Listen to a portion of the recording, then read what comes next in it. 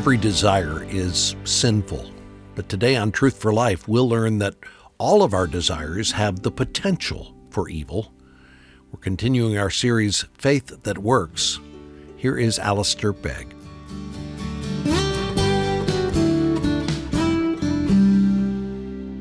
We're going to read from the Bible in James chapter 1. We were in verse 12, and so that means that tonight we're in verse 13. That's the great advantage in working consecutively through the Bible. It means that at least you know where you have to go next, and it also means that you can't skip the hard parts, and it also means that no one will ever think that you chose a particular section just because of them, unless they are egomaniacs or something. So we're at the 13th verse of James chapter 1. When tempted, no one should say, God is tempting me. For God cannot be tempted by evil, nor does he tempt anyone. But each one is tempted when by his own evil desire he is dragged away and enticed. Then, after desire has conceived, it gives birth to sin, and sin, when it is full grown, gives birth to death. Don't be deceived, my dear brothers.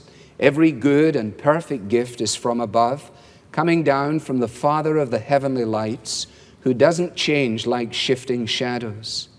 He chose to give us birth through the word of truth, that we might be a kind of first fruits of all he created. We'll keep our Bibles open and just pause and ask God's help. What we don't know, please teach us. What we don't have, please give us. What we are not, please make us. For Jesus' sake. Amen. I think that verse 16 is probably the fulcrum of the section that we have just read. Or if you like, if a fulcrum is what I remember it to be from school, it is the balancing point, isn't it? It's the point at which the teeter totters and the totter teeters. And verse 16, set as it is right in the heart of this little section, 5 words in Greek, 6 words here with the apostrophe in the word don't, 7 words without the apostrophe. Do not be deceived, my dear brothers. I think, and I hope to show this to you, that this statement at the heart of this really is the key to our understanding what James is teaching on this matter of temptation. We said this morning that he makes the shift from trials, which we have seen come in all kinds of forms. They're not uncommon, they're not unusual, they're not obstacles to our spiritual growth.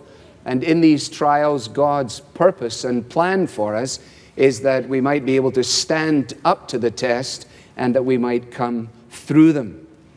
When it comes to the matter of temptation, then we discover that while God uses trials to test his workmanship, namely ourselves, to test us in order to prove us, to prove that what God is fashioning is actually reliable, God does not operate in the same way when it comes to the issue of temptation. Now let's just define temptation simply so that we're not in any doubt. Let us define temptation as an enticement to sin and evil. What is temptation? Temptation is an enticement to sin and evil. And evil is simply that which is contrary to God's law and God's will. We needn't, at least in biblical terms, debate the nature of evil insofar as it is that which runs at counter motion to what God has declared for his people in his word, in his will, and in his law. So James, as a pastor of those to whom he writes, as a faithful shepherd, is issuing the right kind of warnings and the right kind of leadership.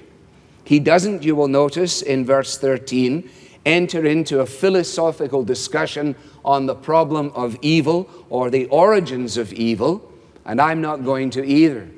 There's no reason for me to if he doesn't. What he does, you will notice, is state quite categorically that God is not in the business of tempting his children. God is not the author of temptation. God does not tempt us to sin. If God were to tempt us to evil, then that would require a delight or a capacity for evil in God, which is absolutely impossible. And that is what he's saying there. God cannot himself be tempted by evil, nor does he tempt anyone. So having set that aside in a matter of a few words, James then goes on to explain the source of temptation. If God is not responsible for tempting us, then what is the process that is involved in temptation? And in doing so, he is providing instruction and he is providing encouragement so that we might be forewarned and so that we might understand this process and so that we might be enabled in believing God and in trusting his word to resist all and every enticement to sin. We'll work through the verses as simply as we can, noticing, first of all, in verse 14, that temptation begins with our individual desires. Each individual is tempted when, notice the phrase, by his own evil desire. Now, James is not suggesting there, the Bible is not suggesting that every desire on our part is evil. He is using the adjective evil in order to describe a particular kind of desire that is related to the issue of temptation itself. But we should note that because we live in a fallen world, although not all of our desires are evil, all of our desires have the capacity for evil. So, for example, the desire for food has the capacity for gluttony. The desire for marital fidelity has the capacity for adultery. The desire for the enjoyment of sexual fulfillment within marriage has the capacity for fornication out with the bonds of marriage. Each desire in itself may not be evil, but because we live in a fallen world, all of our desires have the potential for evil. Now, the reason he points this out, I think, is fairly straightforward. I'm sure you would agree. Each one is tempted by his own evil desire. Because what he's doing here is he's cutting the ground out from underneath us when we are instinctively wanting to blame our desires, our temptations, and our corruptions on other people. From the very beginning in the Garden of Eden, we find that both Adam and Eve try and pass the buck. God comes to Adam and he says, Adam, what do you think's going on here? What does he say? This woman that you gave me, it's not my problem, it's hers. He comes to Eve and he says, Eve, we have a problem here. She says, this serpent that came into the garden. And it is absolutely basic, endemic in the lives of people, even in our children.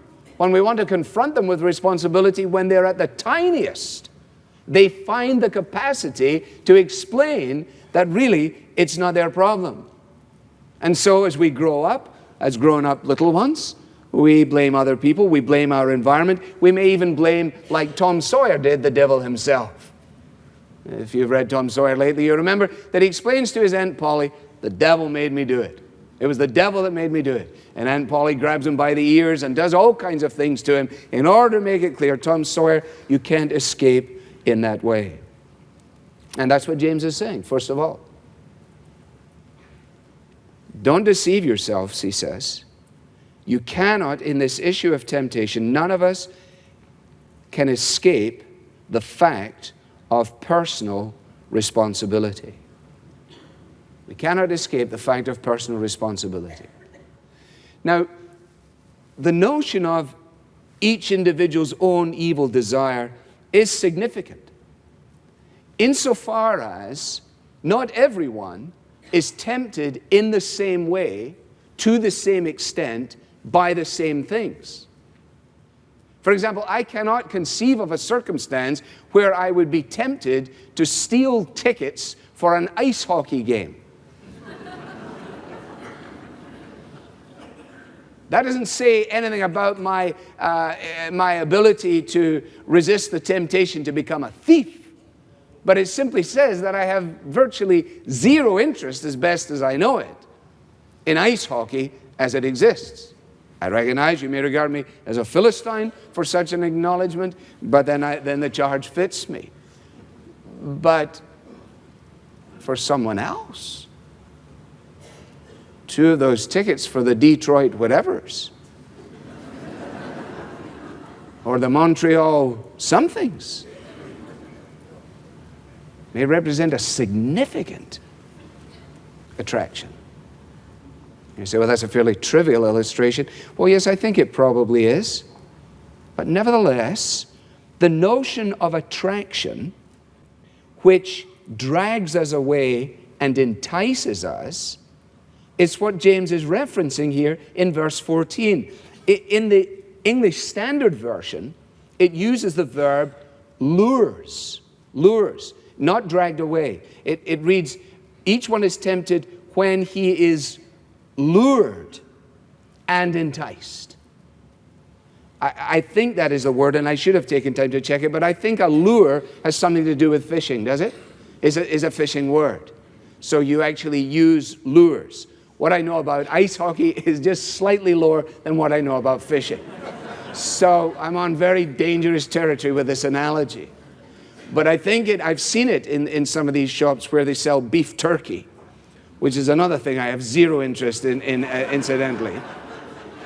The people who chew on that stuff deserve to spend their life at ice hockey games or fishing. But I've seen those big metal things, all gaily colored and everything, and I think I saw the sticker next to them which said they were lures. And what they do is they lure fish. They have some enticing capacity to them.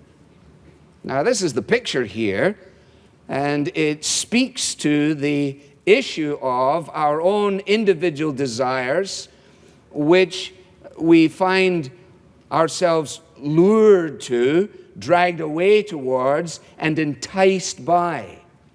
Now, the way in which we can recognize this in us is when it happens, we will discover that when our minds go into neutral, they will go back to those things that are very attractive to us. That is why, incidentally, and I have no more to say about this, that is why the lure and the enticement of pornography in young boys becomes such a significant thing at a later point in their life, because they are lured by such a thing. They are enticed by such a thing. They are dragged away by such a thing. And when their minds go into neutral, they are driven back to images which their tiny minds cannot fully process or manage. And some can speak to that in a way that they would rather not. Now, if we continue the thought in verse 14 of this fishing analogy, and I'm not sure I can speak with any authority about what goes on in the mind of a fish. In fact, do fish have minds? I should have checked. I don't know. But let's assume for a moment, for the sake of the analogy, we'll assume that fish have minds. And so it's not inconceivable that when Mrs. Carp sent off Freddie Carp on one of his first trips by himself, she warned him, if you get out there, you may very quickly find that there are these things that are dangling in front of you that are gaily colored, that they have all kinds of enticements in them, and you may be tempted to go after them. But, says Mrs. Karp, don't, whatever you do, do that. Because the attractive nature simply conceals the dreadful impact that you will find if you are tempted to take the bait, swallow the lure, or whatever it is. And so Freddie goes off. And as he swims around, he sees one. And he remembers what his mother says. And he swims away. But he's got it in his mind now. And he says to himself, I definitely shouldn't bite that thing, but there would be nothing wrong with just going back to have another little look at it. So he does a 360 and comes around and looks at it again. And the second time he looks at it, it looks even better than the first time. And he begins to wonder whether his mother had his best interests at heart, or whether she knew something that was fabulous that she didn't want him to know, and that she was hiding it from him, and somehow or another wanted to deprive him of what it would be to become a fully fledged lure-swallowing fish. Well, forget the fish now. Let's just talk about ourselves. These kind of preoccupations, if we're honest, we understand. These kind of attractions are offered in our society in multiple ways in order that we might, by our own evil desires, be lured, dragged away, enticed, preoccupied, and ensnared by them. It's no different, really, what James is saying from the little routine statements that I've made 100 times and can now for the 101st, because I figure there's always someone who hasn't heard this and wants to write it down. Sow a thought, reap an action. Sow an action, reap a habit. Sow a habit, reap a character. Sow a character, reap a destiny.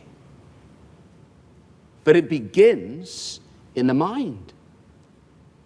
Every sin is an inside job. Temptation cannot be laid at the feet of God. Temptation cannot be ascribed to our environment ultimately, or to someone else, or their predicament, or their initiative, whatever that might have been. Everyone, says James, is dragged away and enticed by their own evil desire. And in verse 15, he follows it up, and he sets down the cycle. In verse 12 this morning, we saw that there is a cycle that leads to life. Persevering under trial, standing the test, and a crown of life. That's cycle 1. Here in verse 15, cycle 2.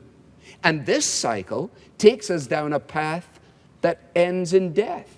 After desire has conceived, it gives birth to sin, and sin, when it is full grown, gives birth to death. You see, the real danger zone, or the intersection to be avoided, is this intersection. The place where desire and opportunity meet. Where desire and opportunity meet is a dangerous intersection.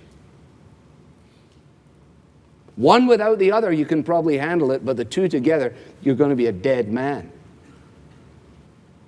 When desire and opportunity coincide, it is often the location of disaster. When Sinclair Ferguson preached here, he preached on this passage in the evening. I wonder, do you remember how he described the process? How he described this cycle?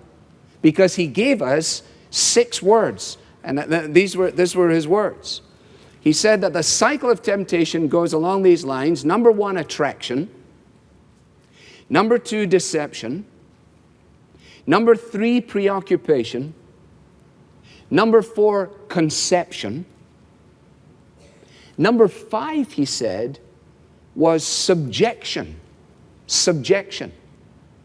And what he meant by that was this: that when you get yourself into that situation, you very quickly become enslaved, consumed, addicted. At first, it's just an attractive proposition that your uncle or your grandmother told you to stay away from. But what do they know? Those old people. Before you knew where you are, you were deceived by the very circumstances. You became preoccupied by it. Sin was conceived. And now you're subjugated. And his final word was the word desperation. Desperation. And I remember he said, when the cycle gets to this point, we despair on account of our circumstances. And confronted by our failure, we're told by Satan that we might as well give up completely because we're in such dire difficulty that there is no way back. That's why I say to you that verse 16 is the fulcrum. What does James say? Do not be deceived, dear brothers. Don't be deceived by this kind of nonsense, brothers and sisters. In the words of the Sunday school song, when Satan says there's no way back, the answer is there is a way back. And the songwriter puts it in these terms: there's a way back to God from the dark paths of sin. There's a door that's wide open that we may come in. And it's at Calvary's cross, that's where we begin when we come as a sinner to Jesus. That's the message of the gospel.